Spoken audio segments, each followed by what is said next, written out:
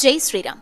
జనవరి 22వ తారీఖున మన గృహాల్లో 5 దీపాలు ఎందుకు వెలిగించాలి, ఎలా పెట్టాలి తెలుసుకుందామా? నారాయణుడు నరుడిగా రూపం దాల్చి ఎన్నో కష్టాల్ని మనలాగే అనుభవించి ఎక్కడా తొణకని బెణకని తన సుగుణాలతో అప్పట్నుంచి ఇన్ని యుగాలు దాటినా మనిషి జీవితం ఎలా ఉండాలో జీవించి చూపినవాడు శ్రీరామచంద్రమూర్తి. ఎప్పటికైనా రామయ్య తన రాజ్యానికి రాకపోతాడా అని 500 ఏళ్ల నుంచి 5 తరాలు తమ కన్నీటితో రామనామంతో ఆవేదనతో పోరాడే శక్తి లేక సాధించుకునే మార్గం తెలియక తమ దేహాల్ని వదిలి వెళ్లిపోయారు. మళ్లీ 100 ఏళ్ల తర్వాత ఈ తరానికి దక్కిన అదృష్టం మన రామయ్య ఆలయ నిర్మాణం, రామరాజ్య పాలనం.